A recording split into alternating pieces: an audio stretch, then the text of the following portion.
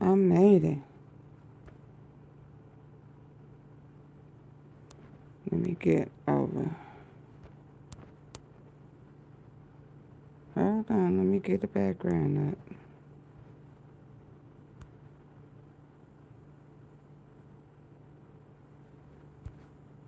We're gonna go here. Okay, y'all ready?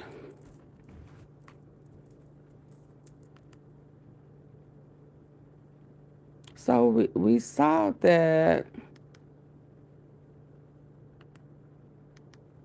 There we go. That there was some peace and harmony with the Rothschilds and MLK, right? So let's get off in here. Let's go. Let's go. No. Hold on. I had a couple of them set up, but I have since, I don't want to watch that. Why they're not the chosen ones.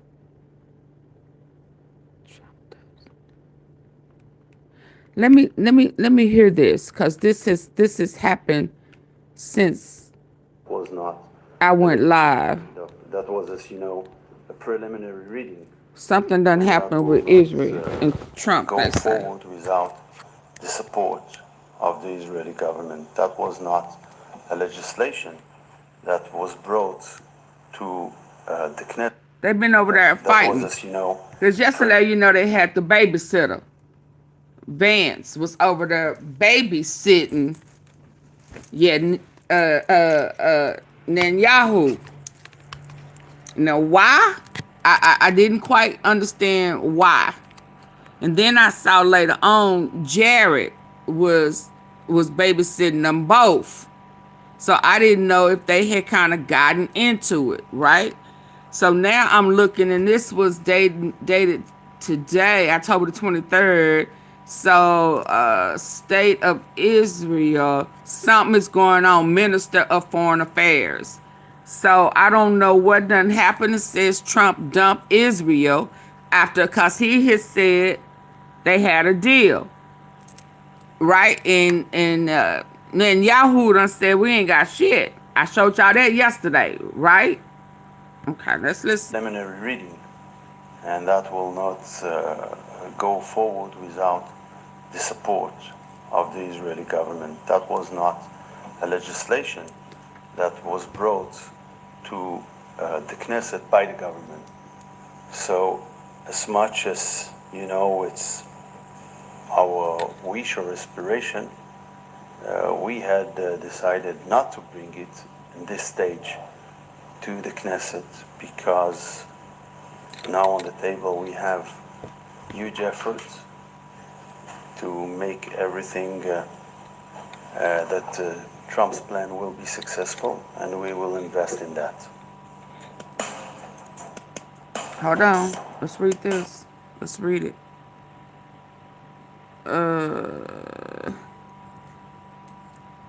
Let's read this.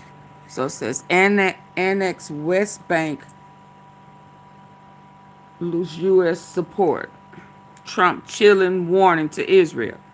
So now, is this a hoax or what? Look at all that Saudi gold. Warning surfaces after Israel. So they beefing right now.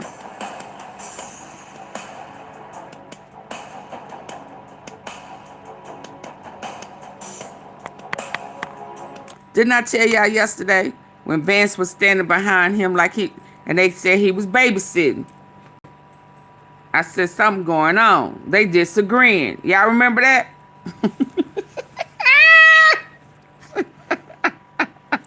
So moments later, Israel government washes hands off vote. Now, we knew that was going to happen, but for some reason, Trump thought that he still was going to run this little man.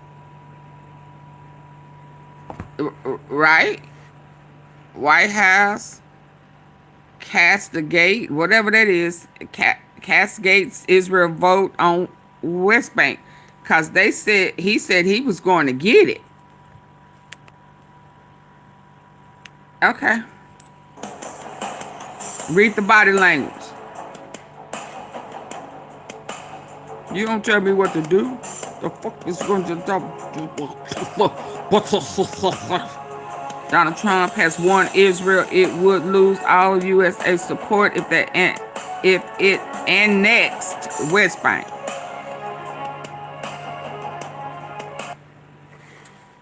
Donald Trump spoke in Time magazine on October 15th before controversial vote. Okay. I told y'all something going on.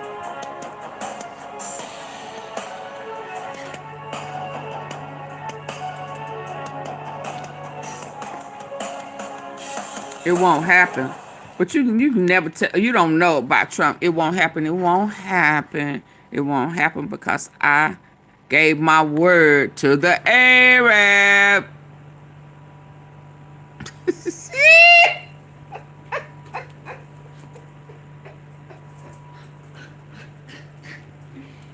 Any man who sells out to his country cannot be trusted, even in foreign exchange.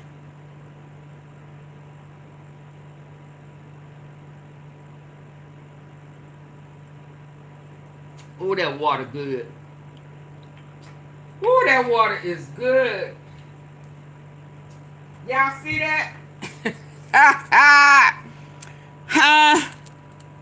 Oh, I love the Arabs. Oh, I love the oh, ain't that what he said? I showed y'all today. Oh, I love the Arabs. Saudi. Oh, I love the Arabs. Saudi. So he won't let Netanyahu have what he wants. We had great Arab support.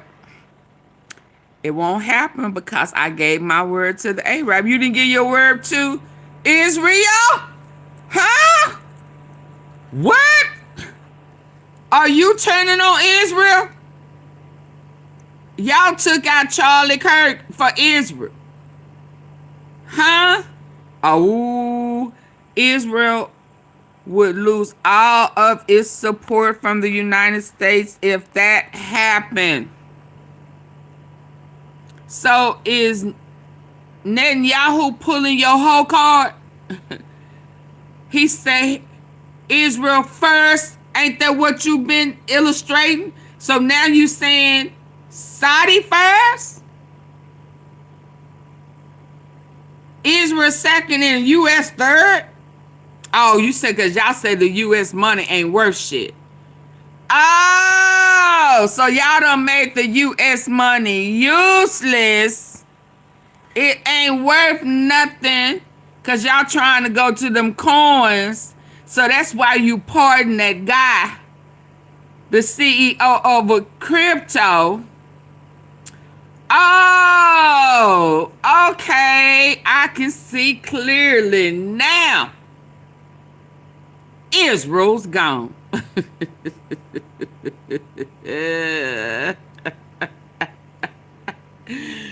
Yeah. Israel, Saudi's, Qatar's check cleared. Huh? It cleared. Oh, y'all see what's going on here? Y'all see what's going on here? Y'all see what's going on here? So, yeah, Han Yang-Chu got pardoned today because he crypto. Okay? Because, oh boy, here, Red Ball. Hey, Willie, hey, y'all, come on in. Red Ball, he turning on Israel. Cause Saudi, and he done made deals. He done wrote it up and agreed for them to come on U.S. soil. Hey, Ricardo, y'all see what's going on? So now they beefing. It won't happen. It won't happen. I'm telling you, it won't happen. I done gave Arab my word. You didn't give them your long lived dog. Now I've been okay, and so I say that every time I'm coming into Dolph. I've been telling y'all for 4 years with Dolph and 5 for Mo 3 that the shit was all full circle. Don't be surprised if the higher up over the east, the south and the east coast, but they're gonna be one that's higher than them. Don't be surprised at that time I said if he was a former president.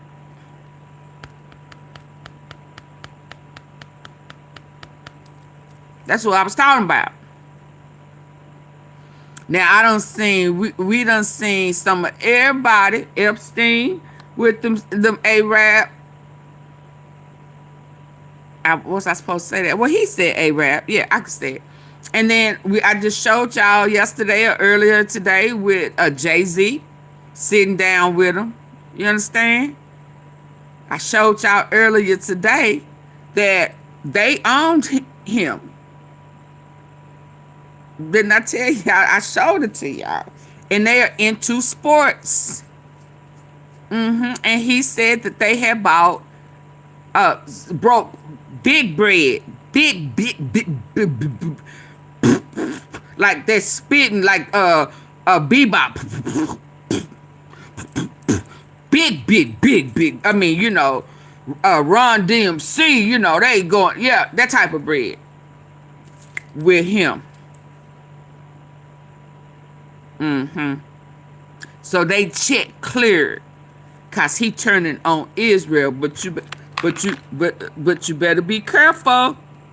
Hey, everybody that done came in. Hey, Kimberly. Hey, Willie. Hey, Vicky. Hey, yeah, you better be careful. You know, now you sounding like Charlie. All up in here.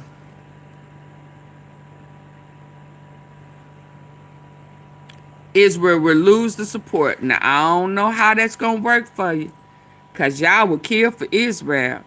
Jay-Z did everything. Or I showed y'all him. Or you wasn't here. With them Arabs. As well. Trying to build. Want to be a part. Don't want to be left behind. Because the plan is to have them push a button on the U.S. Because they building they trying to rewrite the end of Revelation. Okay? This just came out while we was live.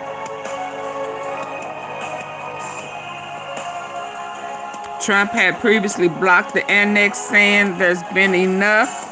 It's time to stop now.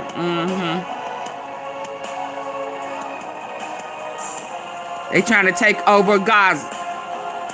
Go on and take up residence in Gaza. But Trump already done promised it, probably. Not who, what it says, he vote was pushed for the right-wing opposition. So they don't vote it without Trump. Bill passed due to coalition support. Despite Netanyahu opposition. Okay, let's still needs 3 more votes. So they vote. So they can get their vote through, but we can't get our Epstein file vote through. Huh? So they moving on. What's going on? Are they who voting out who? Who overruling, outruling who? Oh yeah, it's going down, baby. He said, I didn't get no check. Trump didn't pay me. Yeah, Jared, y'all have a bright idea and only a certain people are getting paid. So that trickery shit y'all doing over there, we wasn't included. So we gonna move on with that. I don't know what's going on, but they done voted. Trump pissed. Okay, hold on. What you saying? Now what is this saying? Hold on. U.S. Secretary of State and the Defense castigate Israel over the controversial vote. Yeah, so your vision and what Bibi was saying yesterday wasn't matching. Okay, yeah, they fall on out. I don't understand how they can vote and have congressional meetings and we can't. Confused by that. Now, I actually asked somebody about it, and they told me that it was a symbolic vote, some symbolic vote to recognize or a symbolic vote to annex the West Bank. I mean, what I would say to that is when I asked about it, somebody told me that it was a political stunt, that it had no practical significance. It was purely symbolic. I mean, look, if it was a political stunt, it was a very stupid political stunt, and I personally take some insult to it. That was weird. I was sort of confused. So they got ucked. They got upped out of whatever deal. So sending him over there, Trump thought sending him over there, he can make it happen. Yeah. Work, God. Work, God. Yeah, destroy it all. All the evil plans, deception, destroy it. Cast it down in the pits of hell. Right now, in the name of Jesus. By that. Now, I actually asked somebody about it, and they told me that it was a symbolic vote, some symbolic vote to recognize or a symbolic vote to annex the West Bank. I mean, what I would say to that is when I asked about it, somebody told me that it was a political stunt, that it had no practical significance. It was purely symbolic. I mean, look, if it was a political stunt, it was a very stupid political. Well, y'all do political stunts. Yeah, y'all do political stunts all the time. So Trump being sick as hell with them big old blisters and cysts and risings, and he needs a ball sap out about his eye. He was sick, full of infection and heat all up in close to his brain. Sent you over there like you was gonna make something happen, and you made it worse. Now you say stunts. That's what y'all get. One stunt begets another stunt. It's eye for eye. I know that's Old Testament, but you know, roll with me, roll with me. Yeah, y'all pull stunts all the time. Yeah. Yeah. Yeah. Come on, we need to start pulling stunts on y'all too. Yeah, caught your ass off guard. Yeah, now it wasn't a good one. Yeah, it was good for them. Let's go. It was a symbolic vote, some symbolic vote to recognize or a symbolic vote to annex the West Bank. You knew I was. I mean, what I would say to that is when I asked about it, somebody told me that it was a political stunt, that it had no practical significance. It was purely symbolic. I mean, look, if it was a political stunt, it was a very stupid political stunt, and I personally take some insult to it. The West Bank take insult to your mess all the time. The Trump administration is that the West Bank will not be annexed by Israel. That will continue to be our policy. And if people want to take symbolic vote. Okay, so you saying that you done sold it already to Saudi. So y'all gonna go to their country. Y'all going over there and y'all gonna tell them what they gonna do. Now, are you a Rothschild? I'm beginning to think maybe Trump may be related. So how y'all gonna go over there and tell them what they gonna do? Do y'all own that land? Y'all not of a dark. I mean, y'all just doing what y'all want to with land that ain't even y'all's. But let's go, so we can get to that. Hold on. A very stupid political stunt, and I personally take some insult to it. People are playing real. The West Bank is not going to be annexed by Israel. The policy of the Trump administration is that the West Bank will not be annexed by Israel. That will continue to be our policy. And if people want to take symbolic votes, they can do that. But we certainly weren't happy about it. What does the U.S. have to do with potential annexation of the West Bank? Right? Well, that's a vote in there. Yeah, that's a vote in the Knesset. But obviously, I think the president's made clear that's not something we'd be supportive of right now, and we think is even threatening to the peace deal. Call the vote opposition bid to embarrass the government. was a political move of the opposition to try to embarrass the government during the visit of Vice President J.D. Vance. But I can assure. Try to embarrass. So y'all pulled a stunt. Who tried to wait? No, what? Embarrass the government during the visit of Vice President J.D. Vance. But the Israeli government. Move of the opposition to try to embarrass the government during the visit of Vice President J.D. Vance.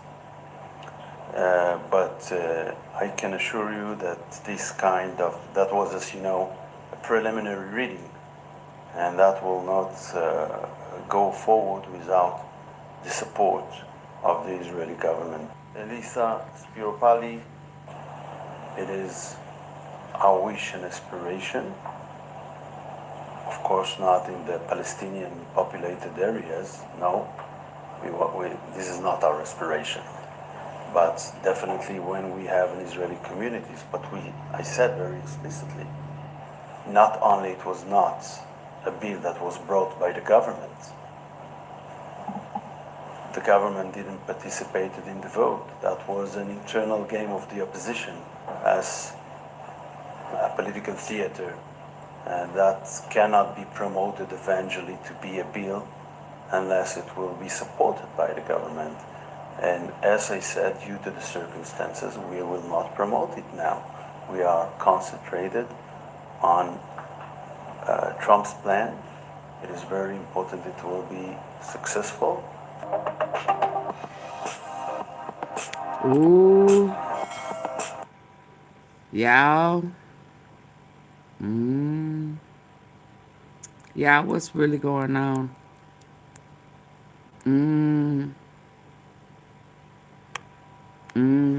All of this over land.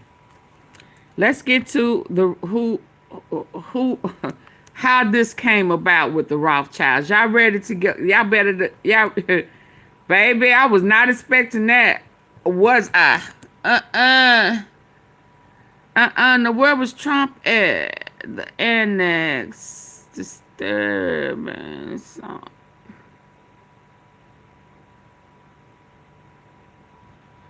Hold on.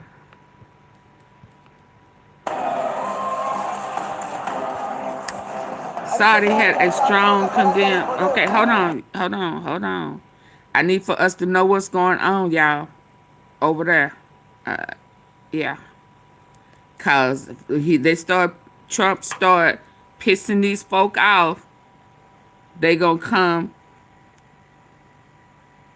over here. Saudi Arabia has strongly condemned Israel move to annex parts of occupied West Bank. Hold on.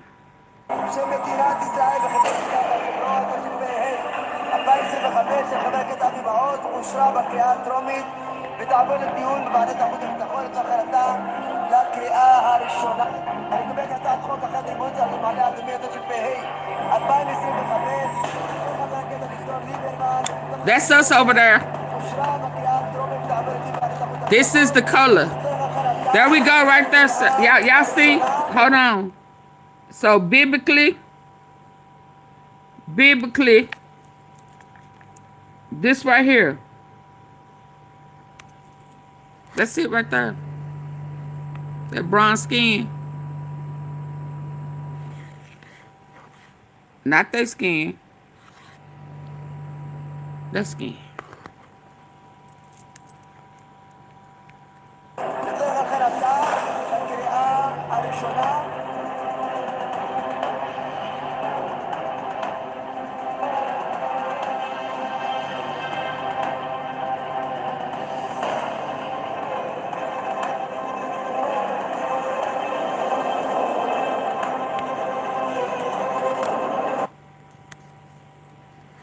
Okay, y'all. This is what's going on right now. And Trump ain't there.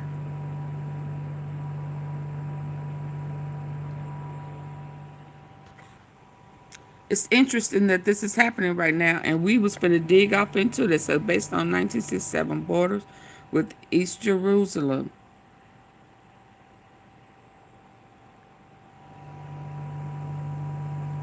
And Netanyahu, Trump has chose him. That's what he said. That's what he said. Did he tell you that? Yeah, he said he loves Saudi. Oh yeah, okay. So let's go. Let's go. Lord, all this going on.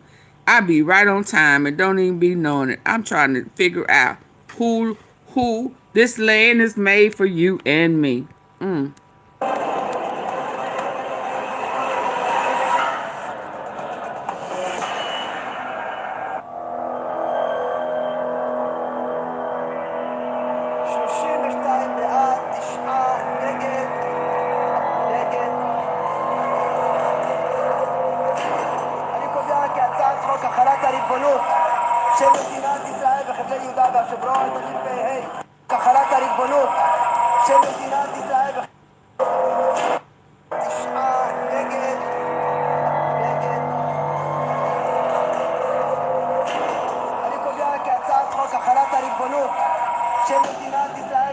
Palestinian people.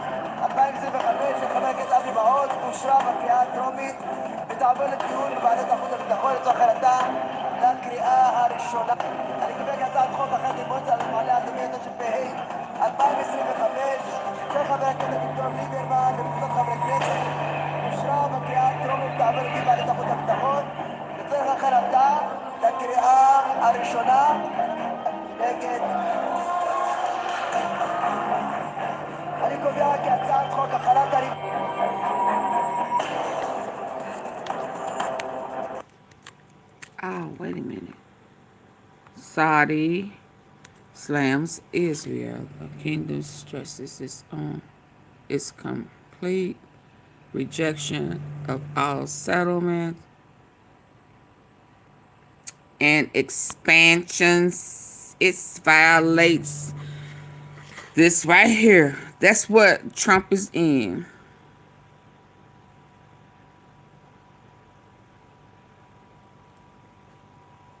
Y'all understand? This right here. This is why he been betraying the U.S. This is why he been stealing our money. Do we understand this right here? This is why he has been neglecting, creating havoc. Israel first. Stealing our money, occupation, authority. This right here is why he has been betraying the United States. Now he in love with Saudi.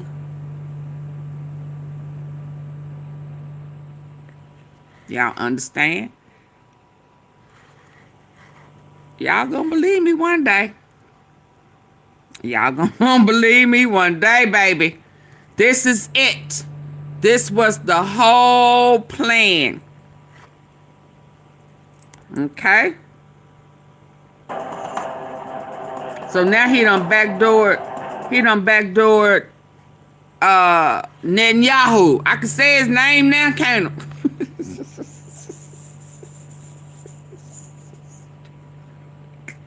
Auntie P, you've been able to say that man's name. Right here. Reiterate its support for the inherent and historical right to the Palestinian people to establish their independent state on the 1967 border of the East Jerusalem as its capital in accordance to the relevant international resolution. Yeah. Now, why Trump is in this fight Yeah, yeah. Why he done sold? He done sold us to the highest bidder. This is why can't nobody say shit about Israel. Yeah. But now Israel Saudi check cleared.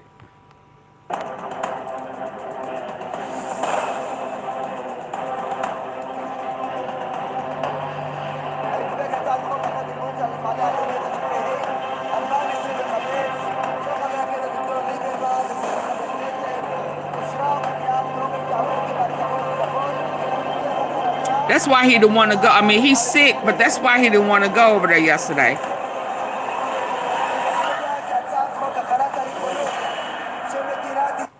To raise the imprint 25 in favor, 24 against. I determine that the sovereignty bill of the state of Israel and the Judea and He loving our money too. 2025 It's our money that he using to go over there and build. Reading and will proceed to the Foreign Affairs and Defense Committee for a decision for the first reading. Passed. I determine that the bill for the annexation of sovereignty of Ma'ale Adumim 2025 by member of Knesset Avigdor Lieberman and a group of Knesset members has been approved in the preliminary reading and will proceed to the Foreign Affairs and Defense Committee for a decision for the first reading for the protocol.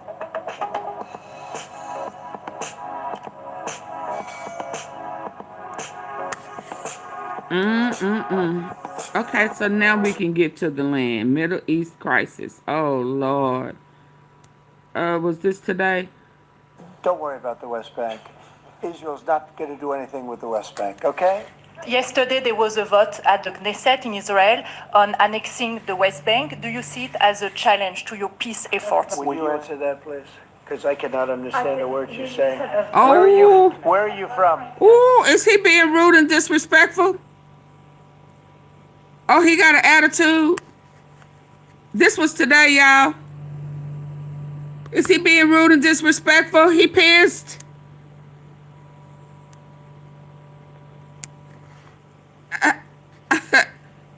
Is he pissed?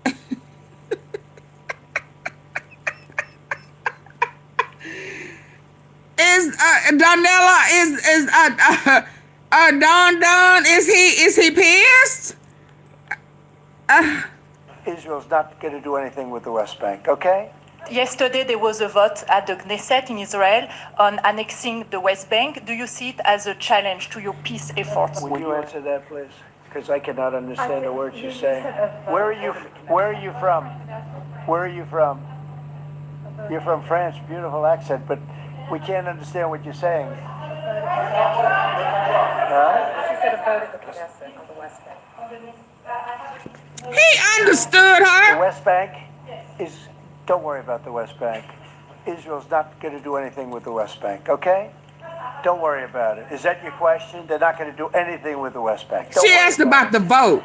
Israel's doing very well. They're not going to do anything with it. Yeah, please. Go ahead. Oh, yeah, that was weird. That was weird. I was sort of confused by that.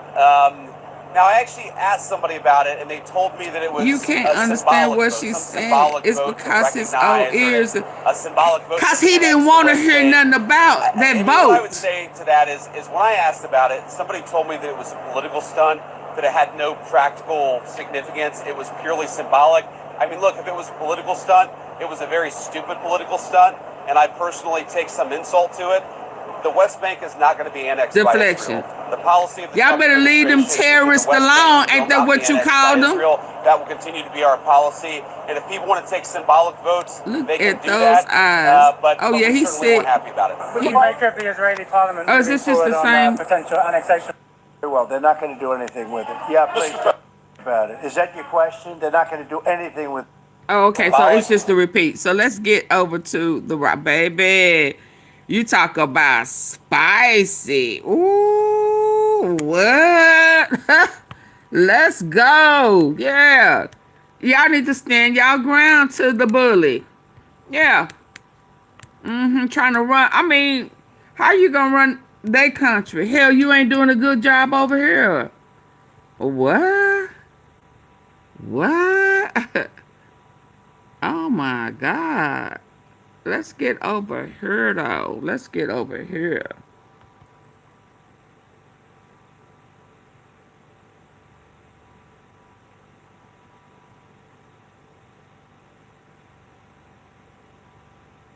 No, I had more than one. Yeah, I was even into the Illuminati stuff, baby. I was all over here. Christy, and baby. Ooh, that was hot. But I wonder, yeah, he thought that old Vance was going to be able to get it done for him. Do they secretly run? Okay, let me go with this one. Let's go with this one. Ooh, that was heated. Have you ever wondered how the Rothschild family, a banking dynasty, played a key role in the creation of Israel? I don't think this is the This one. question might seem out of place, considering the family's prominence in the world of finance, not politics. But to understand the magnitude of their influence, we first need to take a step back and explore the roots of this enigmatic family. The Rothschilds, a name synonymous with wealth and power for over 2 centuries, began as humble money changers in the Frankfurt Jewish ghetto of Germany. Meyer Amschel Rothschild, the family Did patriarch, they say ghetto? transformed their fortunes by providing financial services to the nobility. His 5 sons expanded the business across Europe, establishing a banking dynasty that would dominate the continent's finances throughout the 19th and 20th centuries. From London to Paris, Vienna to Naples, the Rothschilds were the unseen hand guiding the economic currents of Europe. Their influence went beyond mere finance. They were power brokers, shaping the course of nations with their vast wealth. It was said, "Let me issue and control a nation's money, and I care not who makes its laws." This quote, often attributed to Meyer Amschel Rothschild, encapsulates the family's influence perfectly. But how does a European banking dynasty connect to the creation of a new nation in the Middle East? Y'all please hit This the is like where our button. story takes an interesting turn. The Rothschilds, despite their German roots, were deeply committed to their Jewish heritage. They used German. Yeah, now remember, Trump is from, his roots is Germany. He is their German. influence to support Jewish causes around the world, a commitment that would eventually lead them to play a crucial role in the creation of Israel. This is not a tale of mere philanthropy, but one of political maneuvering, international diplomacy, and a vision to create a homeland for a people scattered across the globe. The Rothschilds were not just passive observers, they were active participants in the events that led to the birth of Israel. But what is the truth behind this intriguing connection? Let's delve into history to unravel this enigma. Our journey starts in the late 19th century when the Zionist movement was taking shape. The Zionist movement was taking shape. Are y'all with me? Can y'all hear? Y'all, let me see. I can't understand the words she's saying. Oh, you couldn't understand her? Deflection, yes. Hey, Lord, one thought it was a Rothschild. Okay, so can y'all hear this now? Going into the Rothschilds? Oh, Lord. Support Jewish causes around the world, a commitment that would eventually lead them to play a crucial role in the creation of Israel. This is not a tale of mere philanthropy, but one of political maneuvering, international diplomacy, and a vision to create a homeland for a people scattered across the globe. The Rothschilds were not just passive observers, they were active participants in the events that led to the birth of Israel. But what is the truth behind this intriguing connection? Let's delve into history to unravel this enigma. Our journey starts in the late 19th century when the Zionist movement was taking shape. The late 1800s were a time of great change. The world was becoming smaller, more interconnected, and amidst this flurry of change, a new idea was beginning to take root, an idea that would go on to shape the course of history. This was the time when the Zionist movement was born.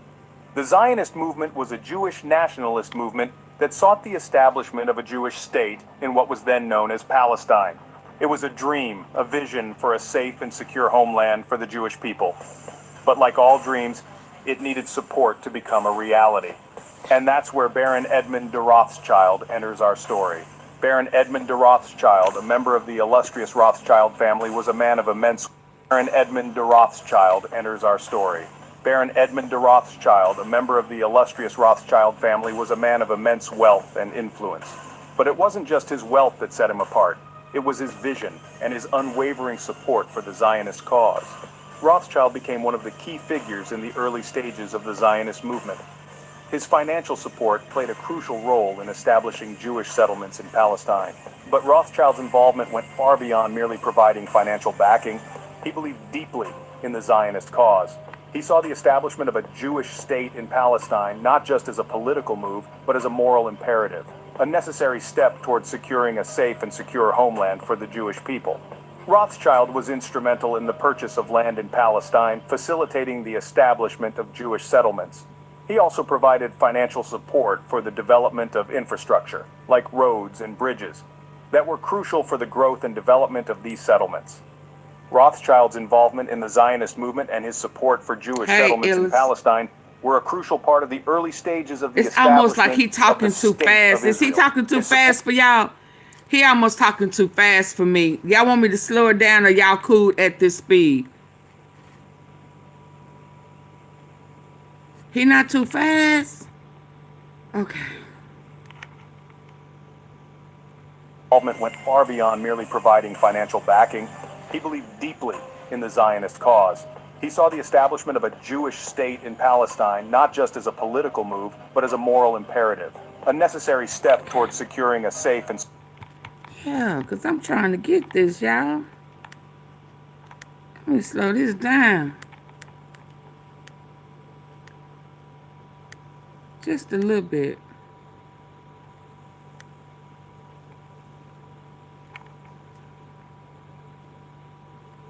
Oh, not a parable. The late 1800s were a time of great change.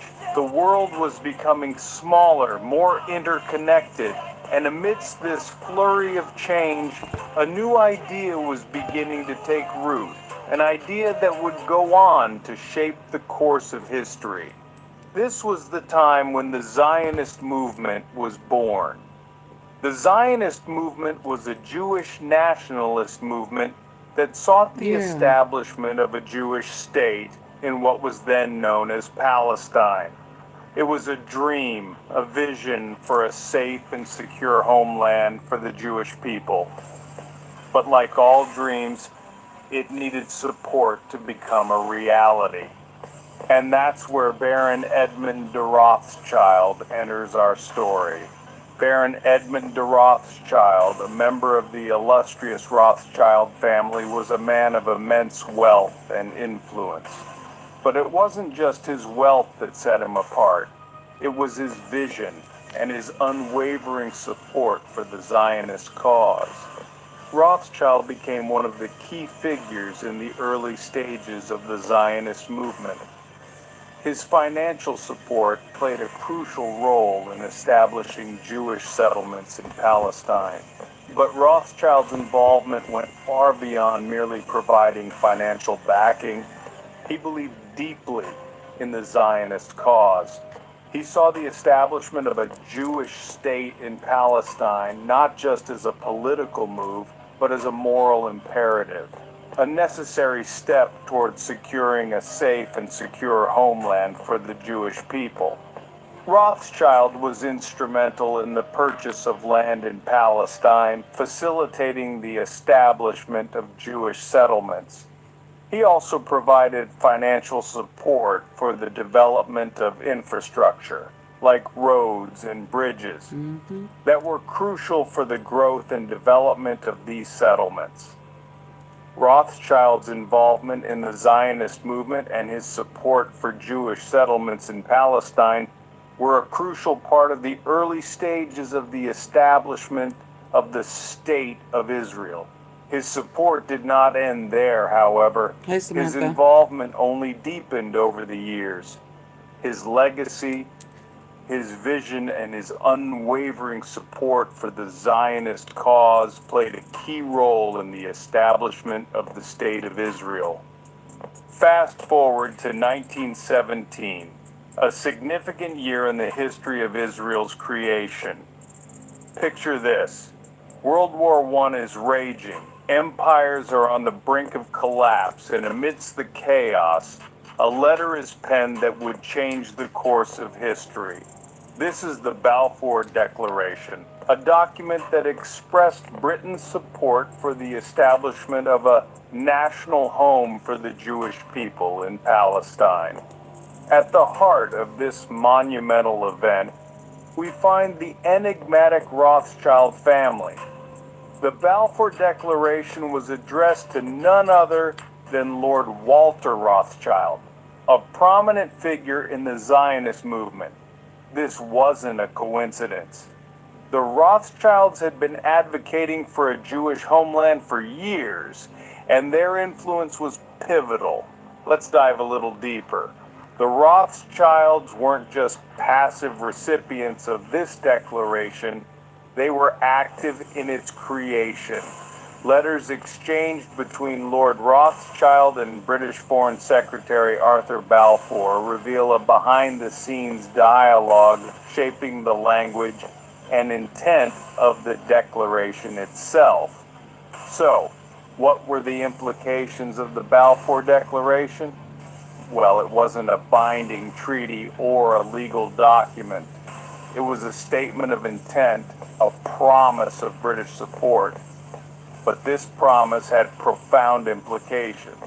It gave international legitimacy to the Zionist movement, paving the way for Jewish immigration to Palestine.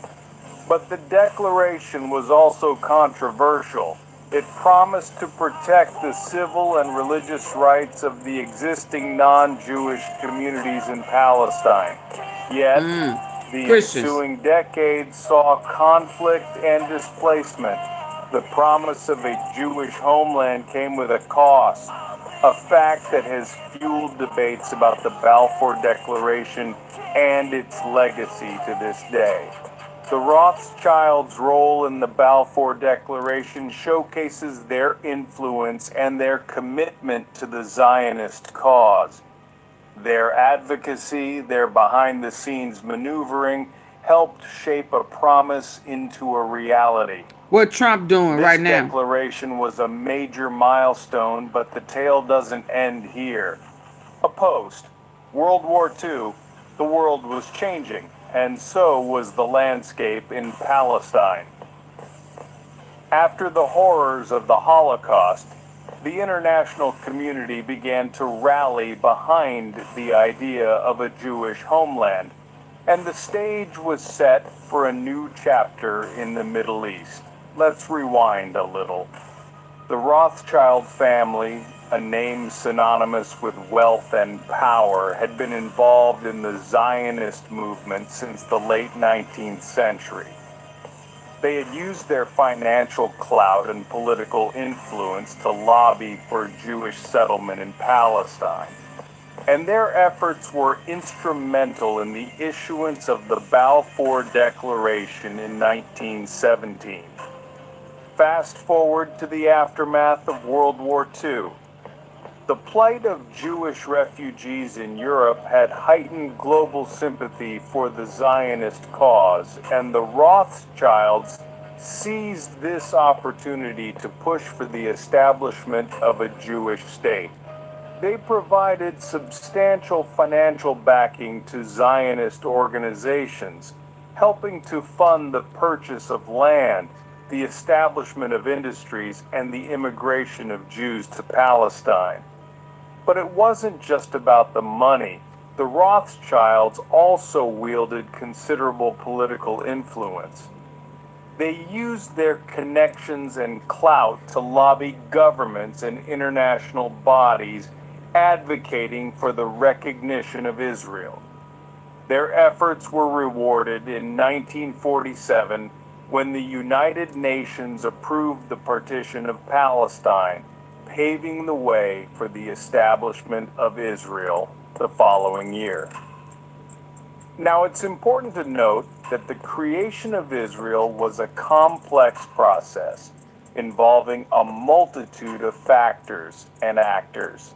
The Rothschilds were a significant part of this. So are we clear that this is when it was created?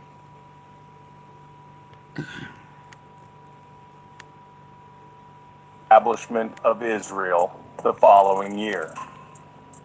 Now, it's used their connections and clout to lobby governments and international bodies advocating for the recognition of Israel.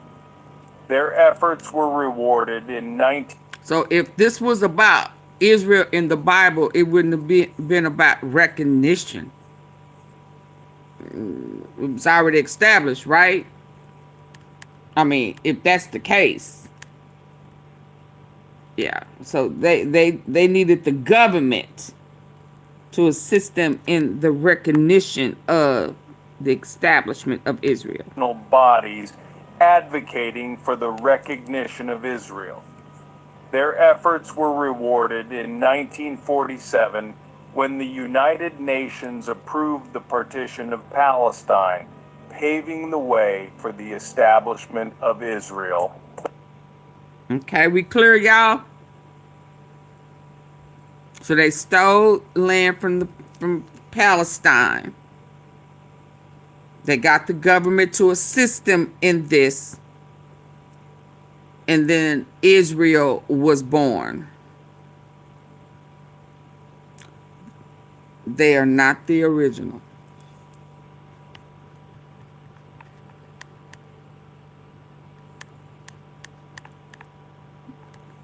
In 1947, when the United Nations approved the partition of Palestine, paving the way for the establishment of Israel the following year. Now, it's important to note that the creation of Israel was a complex process involving a multitude of factors and actors. The Rothschilds were a significant part of this story, but they were not the only ones. The establishment of Israel was a turning point in history, and the Rothschilds were undoubtedly a part of it. Even today, the Rothschild legacy continues to influence Israel. The Rothschilds' involvement in the formation of Israel didn't end with the nation's establishment. Their influence has seeped into various aspects of Israeli life, shaping the country's trajectory in profound ways. One of the most noticeable contributions of the Rothschilds is in the realm of the arts. They have consistently backed the growth of Israeli culture and creativity. Their generous patronage has led to the establishment of several art institutions, museums, and galleries that have become cultural landmarks. These institutions not only preserve and showcase Israeli art, but also serve as platforms for emerging artists, fostering a vibrant and dynamic art scene. The Rothschilds have also made significant contributions to the field of education in Israel. Through various trusts and foundations, they have funded scholarships, research programs, and academic institutions. Their support has played a pivotal role in bolstering Israel's reputation as a hub for research and innovation. A notable aspect of the Rothschilds' legacy is their investment in Israel's infrastructure. They have sponsored the construction of roads, bridges, and buildings, significantly contributing to the country's modernization. Their influence is visible in the architecture of many iconic structures and landmarks that define the Israeli skyline. Their commitment to philanthropy extends to healthcare as well, with the Rothschilds having funded hospitals and health centers across the country. These institutions provide critical services, improving the quality of life for countless Israelis. Their influence also extends to the economic sphere. The Rothschilds have played a role in the development of Israel's wine industry, reviving ancient vineyards and introducing modern viticulture techniques. Today, Israeli wines are celebrated worldwide thanks to their quality and distinctiveness. So the Rothschild family's role in the creation of Israel is more than a historical fact. It's a legacy that continues to shape the nation. Their influence, spanning across various sectors, has left an indelible mark, shaping Israel's identity and future.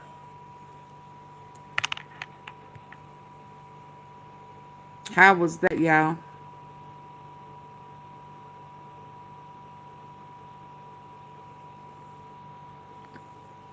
Did that answer some of our questions?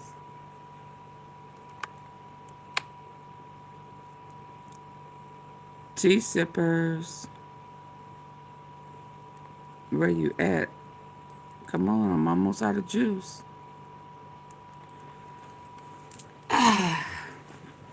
10%. Okay. Hold on.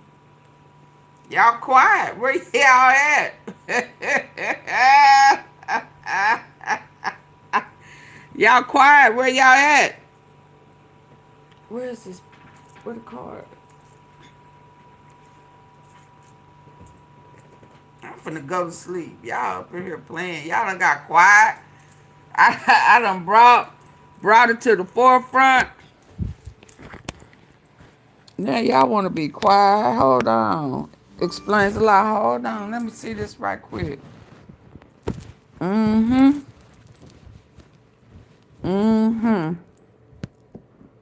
And Trump over there making deals on them people. Who?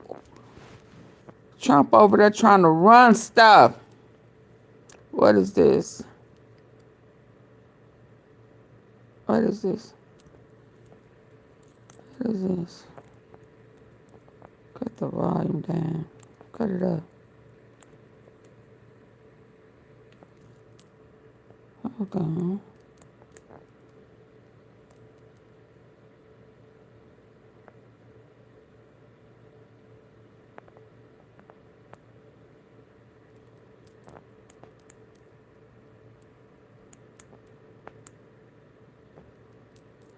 Jacob Rothschild. Who is Jacob?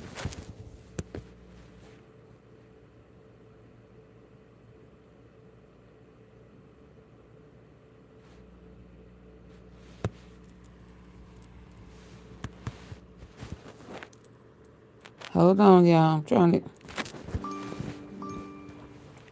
Trump administration release. Okay, hold on. Let me go back up here. Let me see what this is.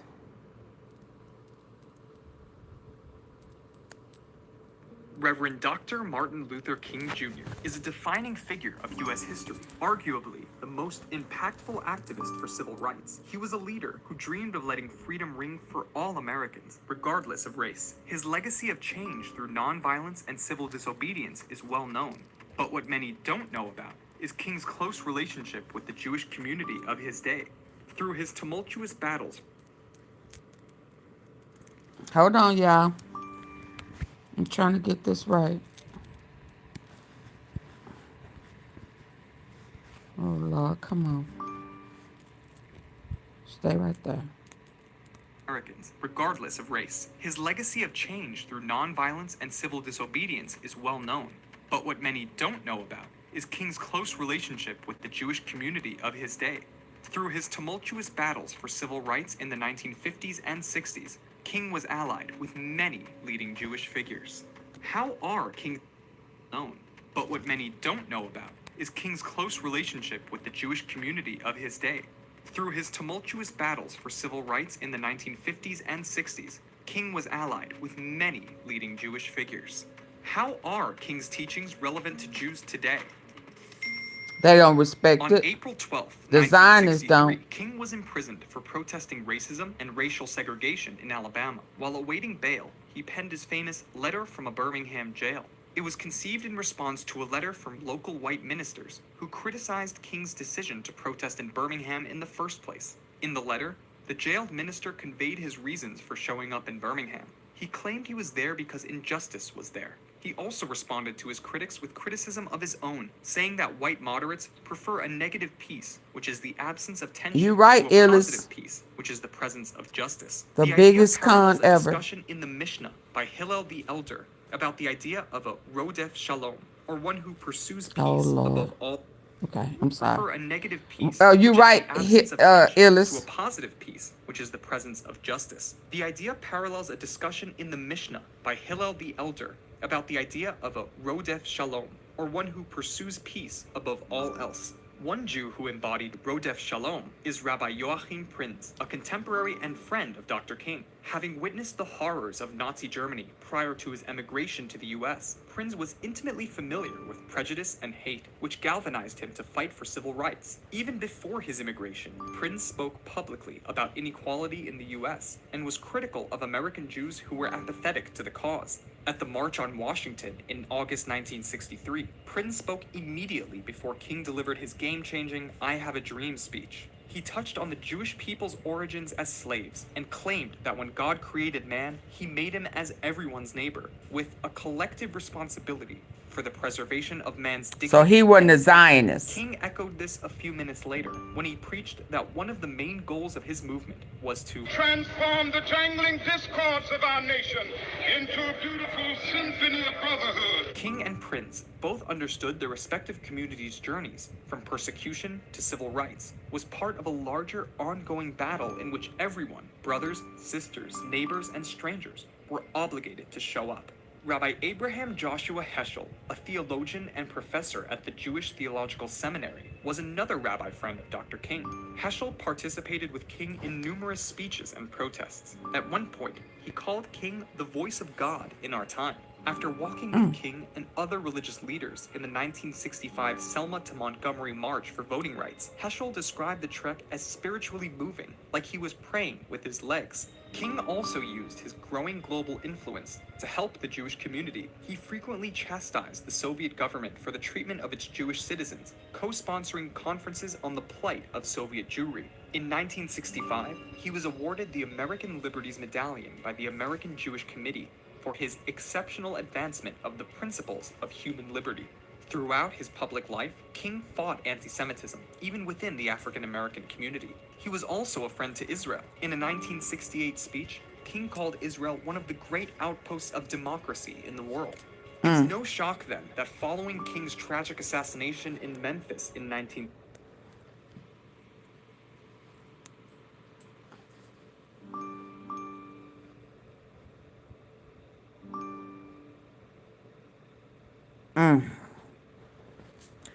Now, I am sure, I'm not positive, but I am sure, because it appears history catching up with today. Yeah, but the Israel he was speaking of,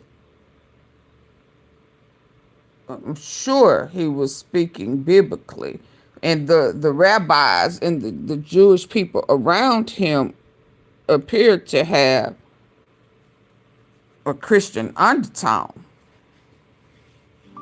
Because this Zionist people, they don't like black people. And don't like Martin Luther King. It's no shock then that following King's tragic assassination in Memphis in 1968, many in the Jewish community mourned deeply with the rest of the country. Thousands of American Jews participated in memorials and interfaith services for the martyred minister. On the day King's body was laid to rest, over 700 Jewish schools and organizations around the country closed out of respect. Jewish leaders around the world. So that Charlie stuff, legacy. that half staff and all of that, trying to make him seem like he was bigger than life. Yeah. Sizing him up to Martin Luther King. And see, these Jewish people respected and loved him. But they weren't Zionists. This new Israel. You understand? Okay. Because I was beginning to think they was all kind of like that on the cool. But it couldn't be. It's these ones that stealing. Because I don't even think, not Yahoo. I think they taking up the history. They just taking it and running with the storyline and making it theirs. And I think Trump is in that too. Mm-hmm. Mm-hmm. King's support of Jews parallels his own guiding principles of helping out one's brothers and sisters, an immortal Jewish value. King's emphasis on community, education, justice, and reaching out to one's enemies continue to resonate. In his ongoing fight for justice, King transcended divisions to work with different communities, religions, and races. The pursuit of a union that benefits all is resonant in American Jews today, who live in a society that still strains under racial division and political partisanship. Did y'all get enough?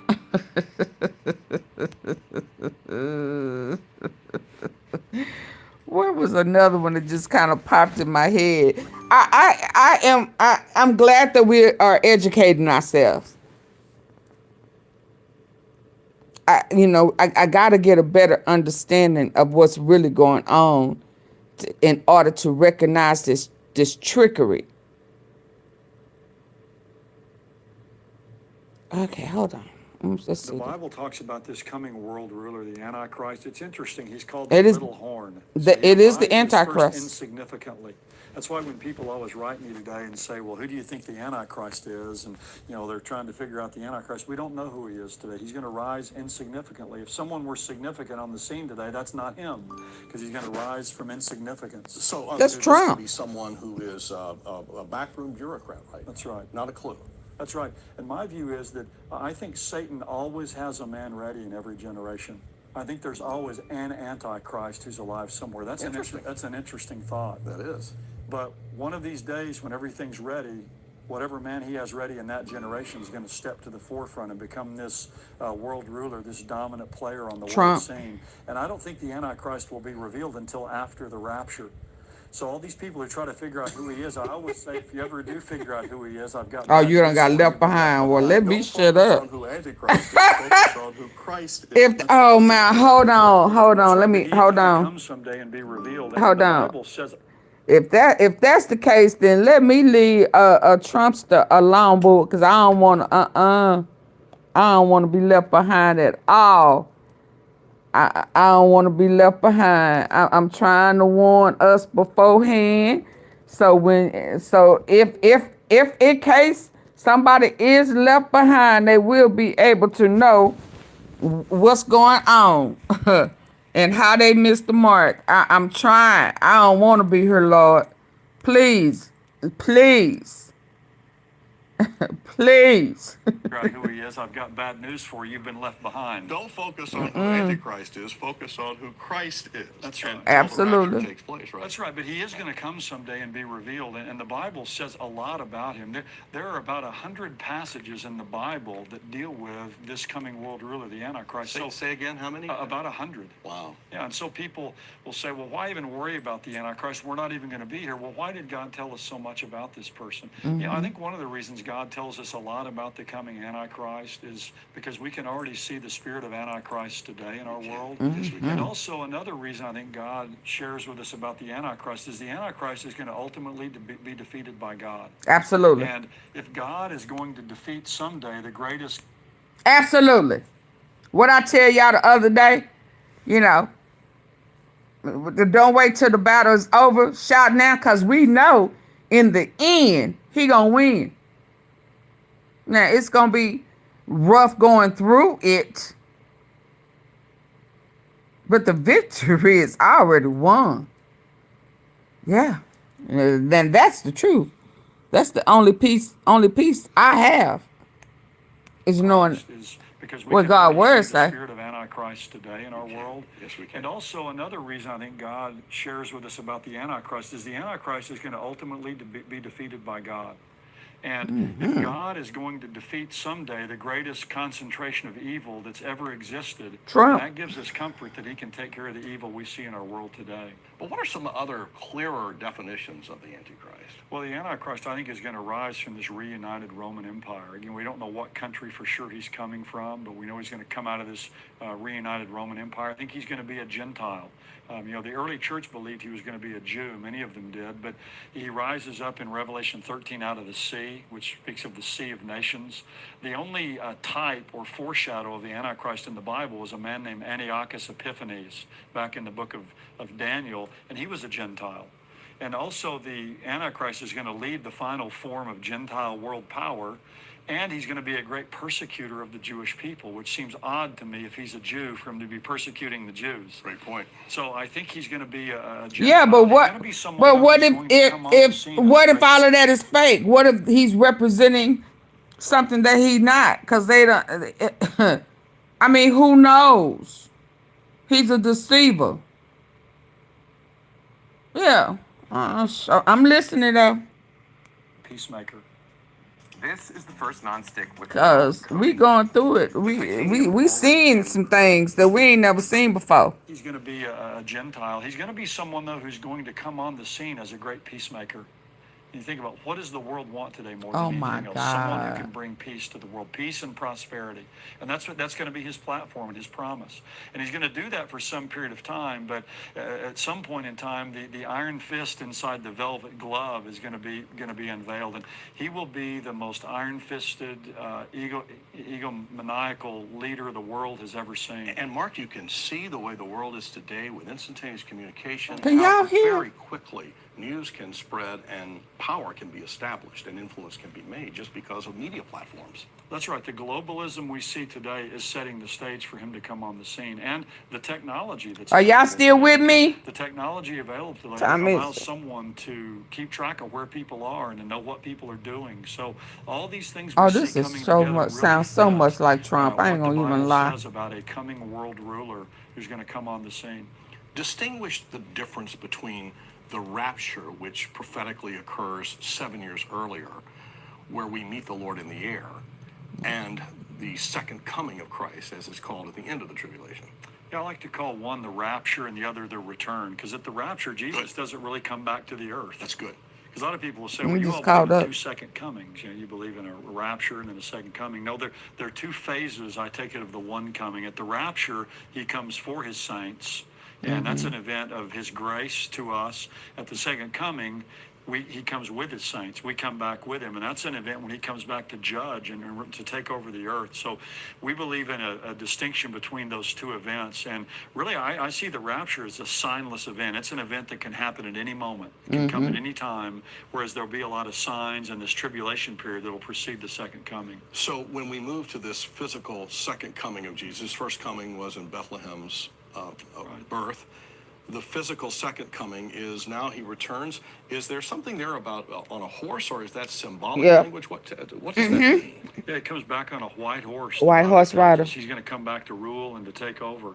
The white horse. People take these things differently. It says he's going to have a sharp sword sticking out of his mouth. But that could be truth that he speaks because he's the word of truth. That's right. And I take it that speaks of, his word that's coming out. But he's riding a white horse, so they'll say, well, if that's symbolic, then the horse is symbolic. But, it is true in the Bible. There are horses. The chariot of horsemen of fire came down and caught Elijah to heaven. So maybe some type of heavenly creature that God has created. But clearly a white horse, though, in that day spoke of someone coming and taking control, and it speaks of victory. Let's get now to the Battle of Armageddon itself. Jesus. Are y'all still here? I keep asking y'all that, and I don't see nobody's responding. So can y'all hear? I guess I need to be asking y'all, can y'all hear?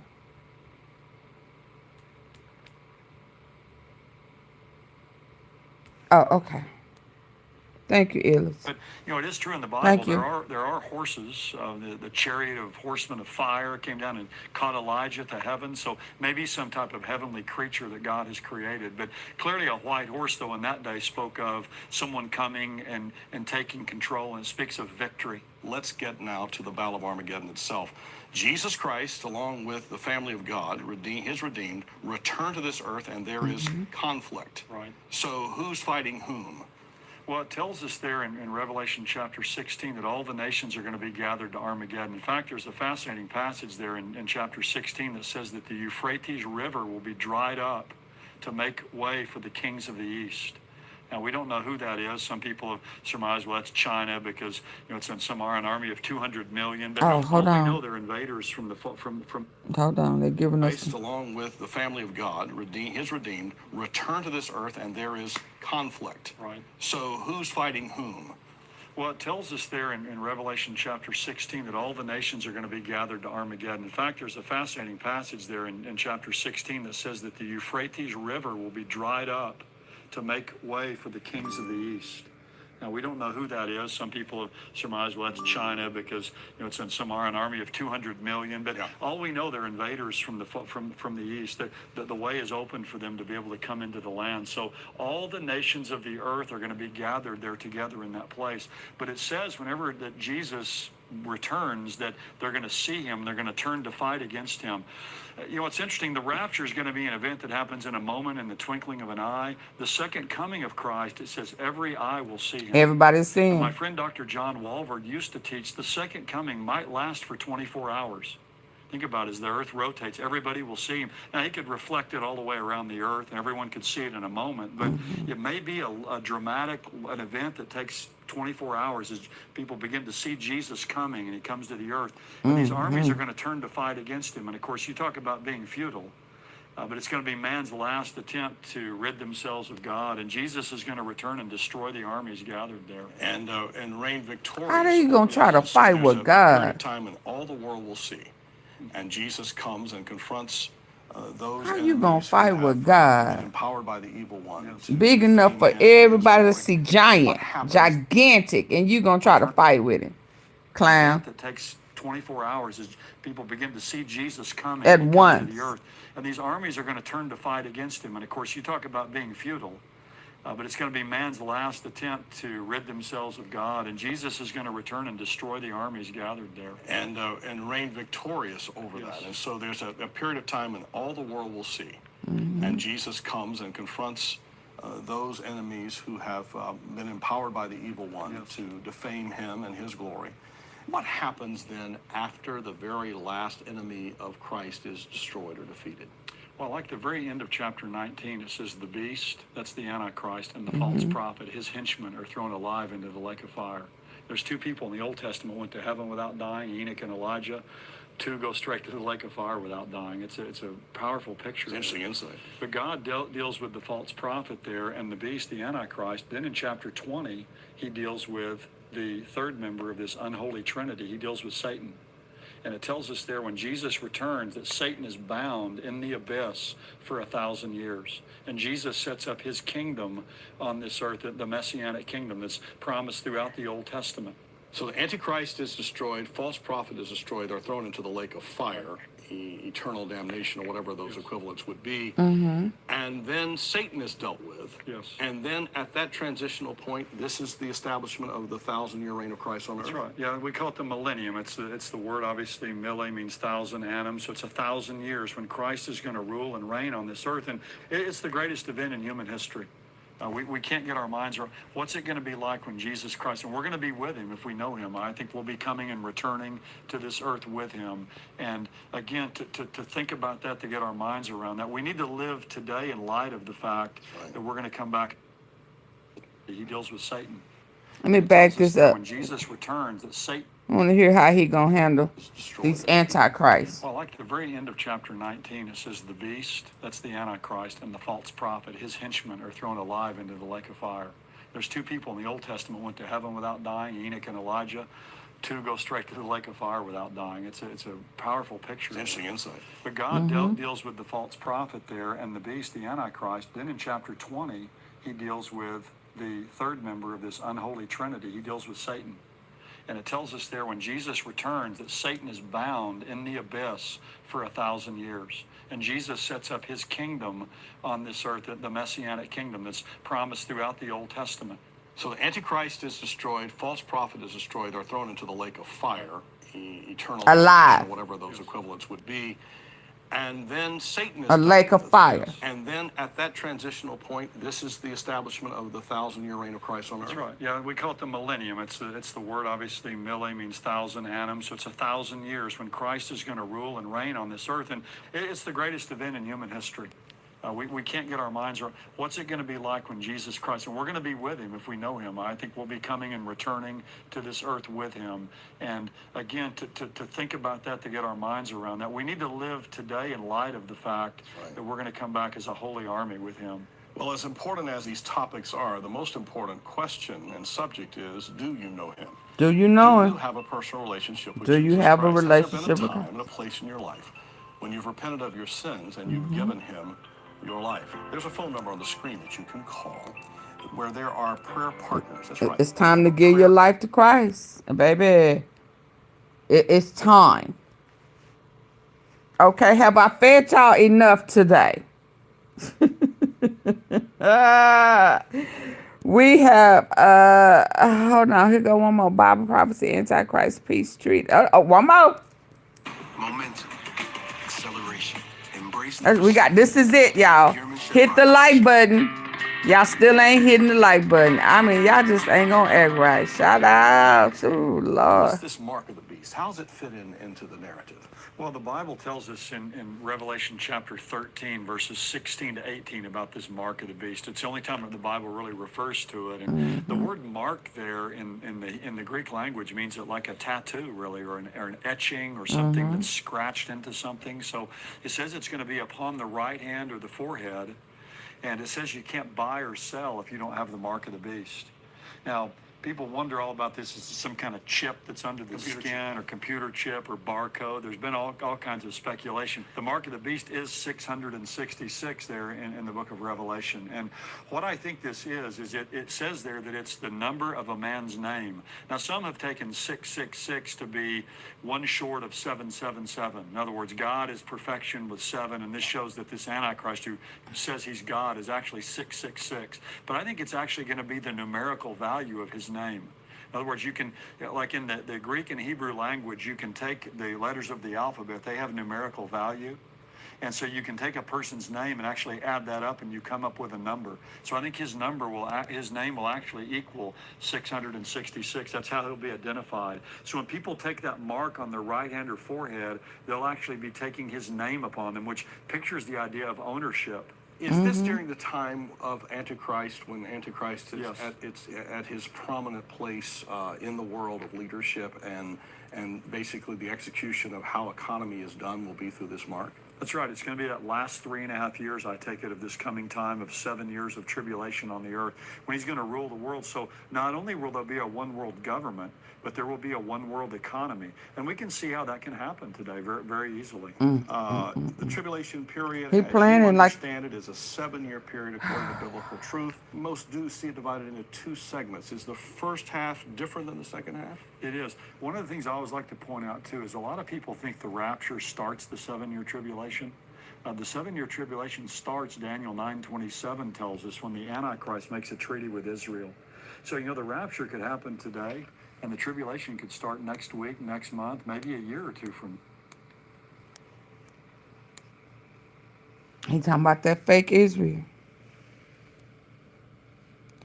When the Antichrist rapture starts the 7-year tribulation. The 7-year tribulation starts, Daniel 9:27 tells us, when the Antichrist makes a treaty with Israel. So, the rapture could happen today, and the tribulation could start next week, next month, maybe that fake Israel. And there could be a gap of time that will allow for some further preparation. But at some point in time, this Antichrist figure is going to come on the scene and make a treaty, the Bible says, with Israel. And that's going to trigger this 7-year period of time. But it's divided in Daniel 9:27 into 2 halves.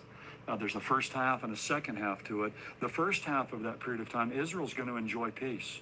And I think at the beginning of the tribulation, there's going to be a time of worldwide peace. It says in Thessalonians, while men are saying peace and safety, then sudden destruction is going to come on them. So the world is going to finally... Well, it ain't Trump.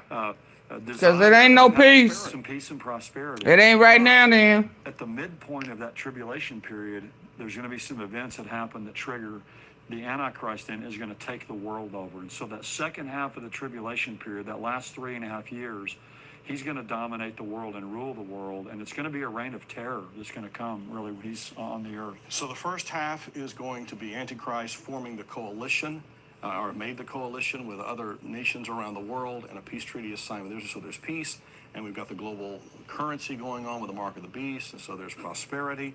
And then we'll move into the second half. Is there any tip point? Is it the signing of the peace treaty? How far along is it? Is it maybe 3.5 years after the signing of the peace treaty that begins to take, you'll see the peace, and there's some kumbaya in the world. And then there's a tip point. In the last half, is Antichrist basically breaking the deal? He does, yeah. It says at the midpoint of that covenant, of that 7-year period, he breaks the treaty with Israel. So I call it one of the greatest double crosses of all time.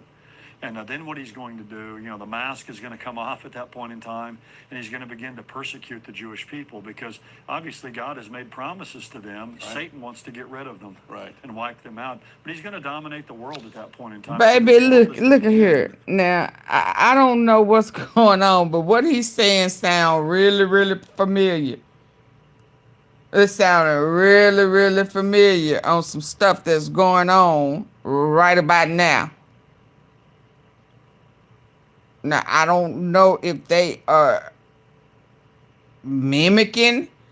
I don't know. But some of this stuff is going on right now. With this great apostasy, the Bible calls it, a great falling away, when this one man is going to be worshipped as God. We've been talking about the end of the tribulation period. I guess the end really comes there, that 7-year period at Armageddon. It does. The Bible tells us the culmination of history of this age is the Battle of Armageddon and the second coming of Jesus Christ. And really they happen kind of in conjunction with one another. The Battle of Armageddon is interrupted by the second coming of Jesus. Now, Armageddon, that word's only used one time in the Bible. It's in Revelation chapter 16, verse 16, yet it's probably the one word that people know about the end times more than any other. Armageddon. But it's actually a literal place. In Hebrew, the word har means a hill or a mountain, and so it's really Mount Megiddo. And if anyone's ever been to Israel, they know that site. Hold on, let's get there. I hope y'all can still hear. So this is the hill. Okay, that's nice. Right there of Megiddo that overlooks the Jezreel Valley, or the Valley of Megiddo. 20 miles long, 14 miles wide. Napoleon called it the world's most perfect battlefield. Interesting. And so the Bible tells us in the end times, right before the second coming of Christ, all the armies of the earth are going to be gathered there to the land of Israel. Now, it's interesting, it never tells us why. They may be gathered there because things haven't been going that well. They're going to come to try to destroy the Antichrist. Some believe it's there to try to once and for all wipe out the Jewish people.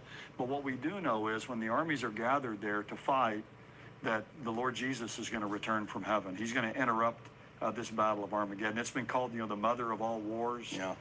But that's where world history is going to end. One of the things I think is fascinating is I studied world history as a younger person. You end up, all you study is wars. When you study world history. We're defined by wars, aren't we? We're defined by wars. Every nation kind of is. And really, history is going to ultimately culminate at this mother of all wars, this campaign of Armageddon.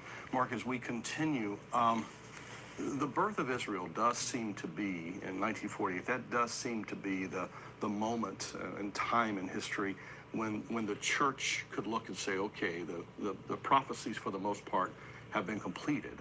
And then we move into the era since the end of World War II, the birth of Israel, and you see transportation acceleration, you see international communication, things that probably even prior to World War II seemed bizarre or strange to read. But today, we've seen what's happened in the last 60 years. And it is phenomenal when you see how quick communication, banking, globalization, as you mentioned, it all just seems to fall in line. Plus, all of the geographical activity that's happening with nations surrounding Israel. It just seems again to be taking us down a prophetic highway. Well, it does, because you read Ezekiel 38 and 39. It's a passage, it's right after Ezekiel 37 that predicts the regathering of Israel in the end times. Ezekiel 38 and 39 mentions a coalition of nations that are going to invade Israel in the end times. One of them is Rosh, which I believe is the nation of Russia. Is that the army to the north that, yes, that you speak of in the Bible? Yeah, and also Persia is mentioned in that passage, which Persia was changed to Iran in 1935. Right. It became the Islamic Republic of Iran in the late 1970s. So here you have these nations mentioned and others as well there. Well, it's not very hard to envision those nations coming against Israel, what we see happening over there now. So a lot of the coalitions the Bible speaks of in the end times are coming together, just as the scriptures predict. So there really are a lot of signs out there for us today that lead us to believe that the coming of Christ could be very soon. Practical application as a pastor. You're a theologian, you're a scholar, you spend a lot of time looking at the Bible through a prophetic lens. How can we as Christ followers best prepare? Is there a occupy until I come? Is there an aggressiveness, or are we passive and just wait? What do we do? You know, in the book of Hebrews, it says, don't forsake the assembling of yourselves together as the manner of some is, but encourage one another. And then it says, hey, all the Joanne, more as you see the day drawing near. Now, that must mean we can see the day drawing near, or that really wouldn't make any sense. And so I think what that's telling us is we see the day drawing near, we ought to ratchet up our own spiritual lives, the intensity of it, the urgency. Yeah, you better get your relationship with God in order. New Testament that I can think of, there's always practical application. In 1 Thessalonians 4, some believers have died, and he tells them about the rapture, and he says, comfort one another with these words. In 1 Corinthians 15, he talks all about the rapture, and then he says, therefore be steadfast, immovable, always abounding in the work of the Lord, knowing your labor is not in vain. John 14, Jesus said, don't let your heart be troubled. You believe in God, believe also in me. In my Father's house are many dwelling places, for we're not. It says many mansions. Prepare a place for you. If I go and prepare a place for you, I will come again and receive you It unto said myself. there are many mansions. You may be also. So it's a comforting word. And then the last one I love is in 1 John chapter 3, where John says there in the passage, everyone who fixes his hope on him purifies himself as he himself is pure. So the coming of the Lord is a purifying hope. So it's a purifying hope, it's a motivating hope, it's a comforting hope, it's a calming hope. Every place it's mentioned in the New Testament, there's always that application with it. And I can't think of anything more comforting in these days in which we live than to know that Jesus is coming back someday. Yeah, and let me say this to the ones who don't believe in God, don't believe, don't get caught without him.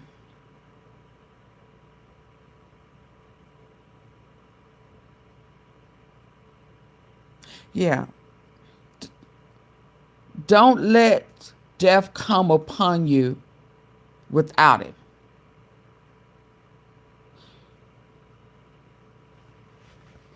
If you don't believe in God, where do you go when you die? Do you want to take a chance on not knowing where you're going,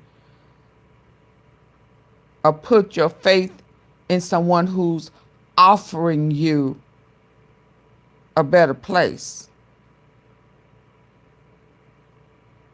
I mean, because when people say that I don't believe in God, I don't believe in all of that. Well, what do you believe in? What is the end in what you believe in? What is the final destination? Where do you go? Because if you don't know where you can go, either way, you know what the options are with Christ, where you go. Without him, where do you go? I mean, let's just keep it real. And when you play with yourself like that, it's like, how did you get here?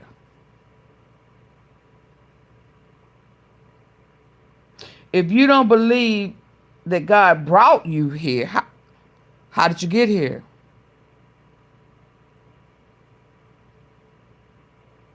See, it fascinates me just a little bit when people play that game. So with everything that's going on right now, I suggest you find hope in God, who is offering you a better place,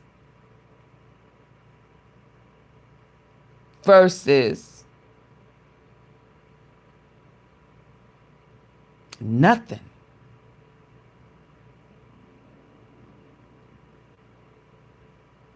Because if you don't believe in God, you don't believe in the devil.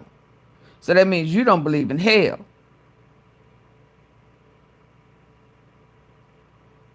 And if you do believe in hell, then even the devil believe in God, because he was an angel, a fallen angel. So I just suggest, right now is the time for you to get to know Christ as your personal Savior.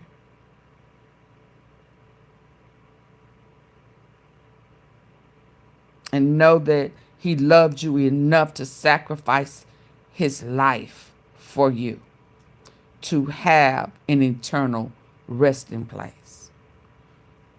Because opposite of that is what?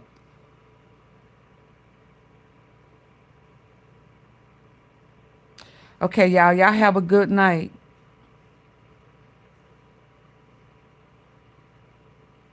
I know for a fact too, Joanne, but it's time now to stop playing with your salvation, with your eternal resting place.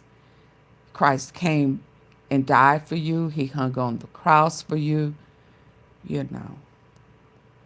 And it's time out for playing,